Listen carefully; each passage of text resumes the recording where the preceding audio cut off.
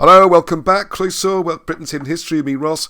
And here's a particularly disturbing example, because you have to emphasise the point that a lot of people won't accept British history or Welsh written records, or that there was old writing, or any of these things. And this is a result of centuries and centuries and centuries of prejudice, and having this message drilled into all of us that it's all just rubbish and they're just uncivilized barbarians.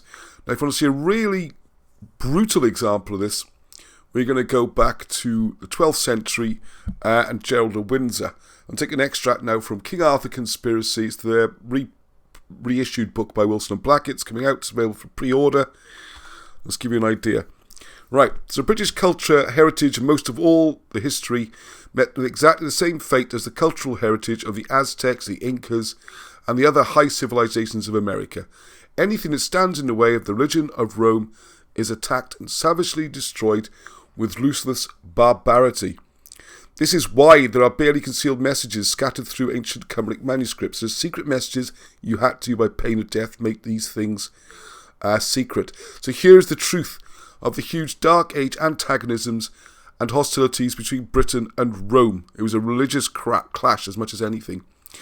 Here is the cause of the campaign to deliberately distort and obliterate all ancient British history. Got the old language, all this kind of stuff, the alphabet, you can read this. The Comet of 562 is what weakened Britain, and that's what gave the Church of Rome the upper hand. Before 627, there was no Pope. No one was referred to as Papa or Pope before then. That was the opportunity. The British nation was on its knees, and they came in and rode in on the back of it.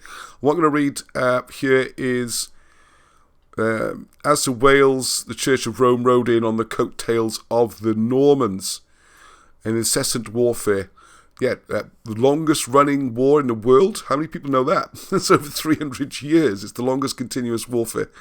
You can extend those dates even past 1300. But anyway. Alright, so what I'm going to do now is move on. Just give one example here.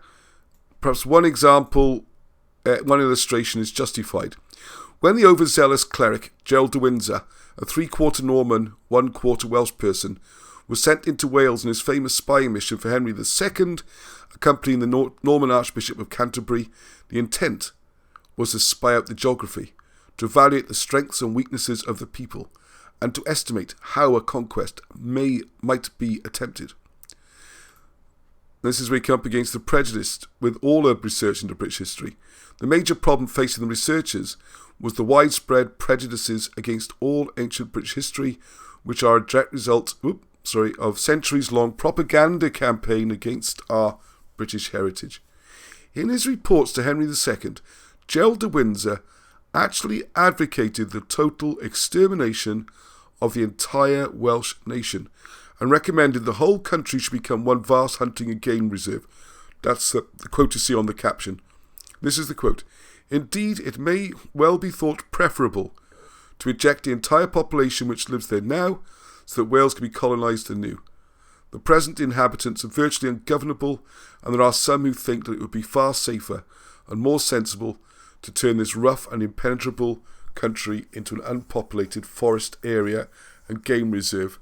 The scary thing about this, that has some deeply uncomfortable echoes in what's being done to Wales at the moment.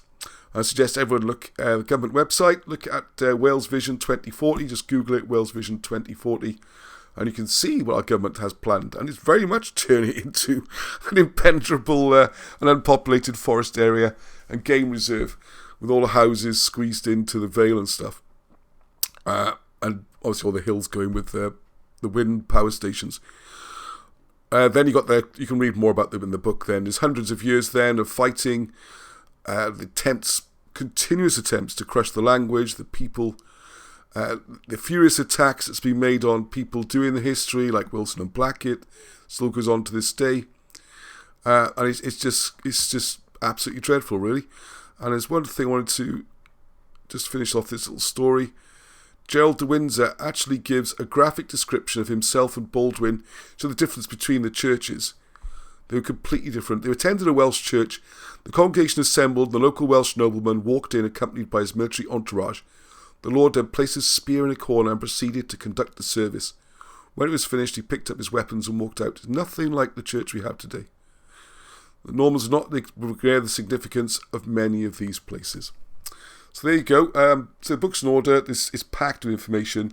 This is one example of when you see people ridiculing Welsh history or written record, there was no ancient writing system, all these kind of things. Just remember that's based on centuries of indoctrination to be told that. All right, not necessarily what's true. Anyway, till the next time, Heddiw.